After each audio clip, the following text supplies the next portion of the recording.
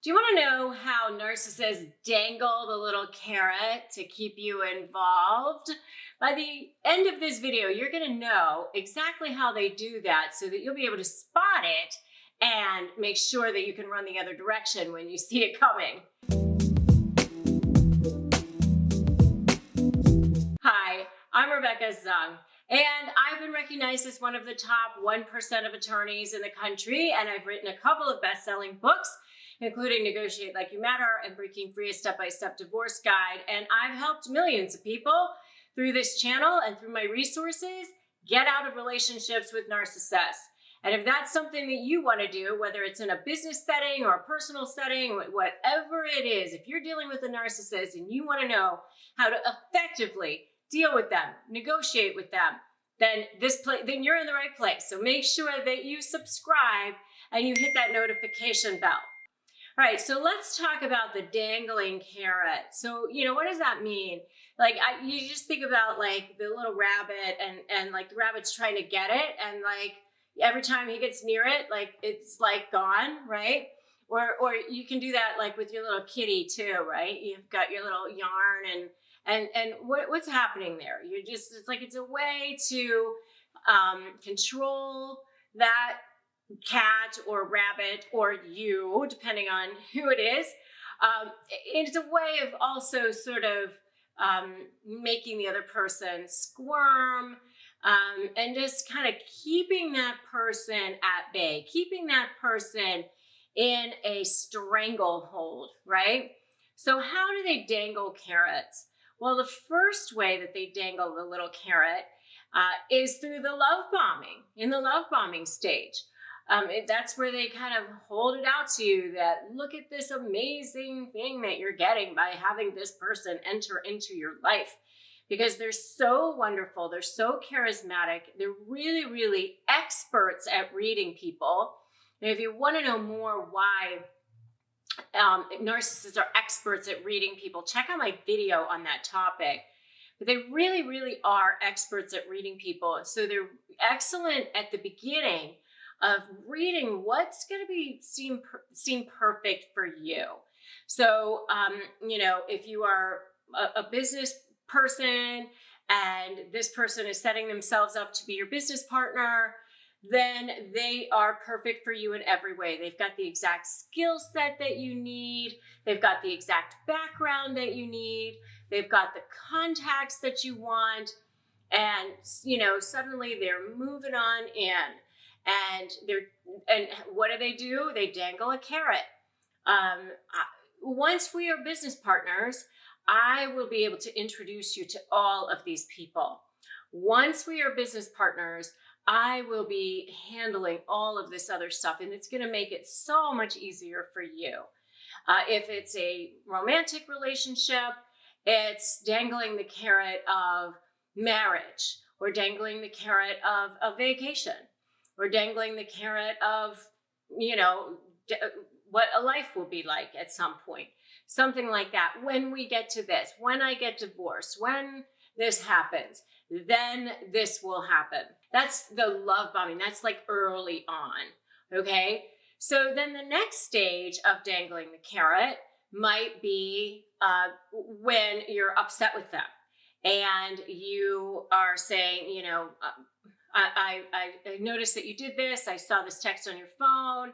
I noticed that there's money missing out of the business account, whatever it is that you're upset with them about, or you caught them in something.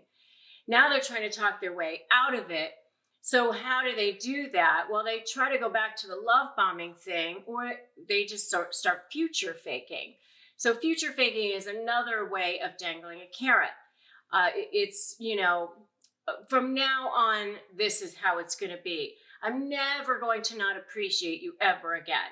I'm never going to take advantage of you ever again. The way it's going to look from now on is going to be amazing. The past is past. Now we're here. Let's just look to the future. Just forget about all of that. They don't want you to ever have to bring it up again. They don't want to hear about it. They don't want to have to take responsibility for it. They don't want to have to be reminded of the impact of whatever their behavior was. They don't want to hear about it. We're just going forward now. New year. new time. So, that's another way of dangling a carrot in front of you. And you see this a lot of times, by the way, in a negotiation.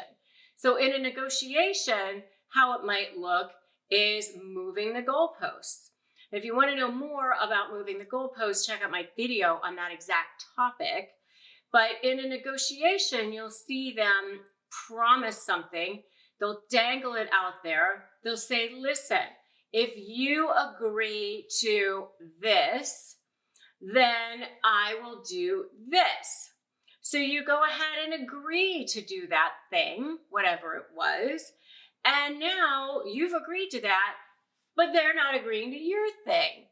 And they of course blame it on you then.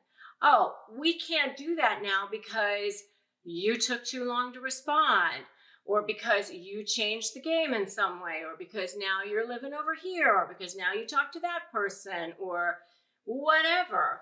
It's always your fault. And that's why they no longer can do that thing. They can no longer, so they dangled the carrot to get you to agree to that thing. And then when you try to go back to get whatever it was that you thought you were getting in return, it's gone. So that's what they call moving the goalposts.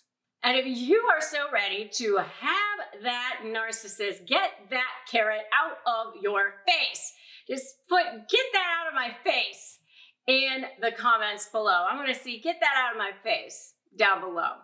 All right, so let's talk about another way that they dangle the carrot, and that is something that's called hoovering. And if you want to know more about hoovering specifically, I have a video on that topic specifically. But in a dangling the carrot situation, what's going to happen is, and specifically in the context of negotiation, is you might start to be getting some leverage. You're starting to see some ground. You're starting to maybe get somewhere. I had a situation where the ex-husband had always been jerked around by the ex-wife constantly. He was just like, and it was like his new wife was absolutely going crazy about it, because it was like basically wrecking his new marriage, because his ex-wife was just driving them absolutely insane. And I remember that she found out that he was going to be filing a motion for modification. And she sends this email like, bring it. Yeah, I know you're coming. And I'm going to smack you down. And all this smack talk, right? Which of course sent him and his new wife into a tizzy. Oh my God, what's going to happen? What's she going to do? Blah, blah, blah, blah. So by the time we gained ground, we started to gain leverage. Now all of a sudden she's like, oh, why are you doing this? Why don't we just meet? Why can't we just talk? They happen to run into each other at a meeting for one of their kids. And afterwards she corners him. Oh, we've always been able to get along. If you agree to this, then I'll drop this part. So what's she doing? She's dangling that carrot. She's out there going, oh, come on, you don't want to do this. If you do this, then, I'll do this. And so she was dangling a carrot out there for him. But, by that time, at that point, he was like, yeah, no, thank you. I'm good. You can sign the agreement as is, or I'm going to court. But that was her little way of hoovering. Let me try to play on your sympathies. Let me try to play on your emotions. Let me try to, do whatever I can to try to control you again the way I used to be able to, right? So that's an example of hoovering. Hoovering can also just be I haven't heard from you in so long, and now all of a sudden there you are, sending me a text message in the middle of the night out of nowhere. Why? Why is that? Maybe they want to dangle some sort of carrot in front of you there. Oh, hey, don't you want to come back? You must miss me so much, right? And you just yeah, no, block. That's where you just do block. And anyway, so those are some ways that narcissists dangle carrots in front of people to try to control them. And also it's a way to see people squirm and manipulate them. So it's all a tactic that they use in regular everyday life. They certainly use it in negotiation too. During the discard phase of the relationship, that's when you start to see the birth of the smear campaign and all this stuff starts happening. And once that starts happening, that's when you've got to be ready with your leverage. You've got to have your strategy ready to go. You've got to have your documentation so that you are super strategic about how to fight back against it. But once you see that, then you're going to start to know, like, oh, I know what you're doing. I see what's happening with you. And you're not going to buy into it anymore. So that's going to help you feel so much stronger and so much more empowered. So thank you so much for joining me. Remember to grab my free Crush My Negotiation Prep Worksheet at winmynegotiation.com. Join me on my free private Facebook group, Narcissist Negotiators. Like this video, just hit like, give it a share, drop me a comment, and make sure that you have subscribed and you've hit that notification bell. I'm Rebecca Zung. Remember, today is a great day to start negotiating your best life. I'll see you in the next video.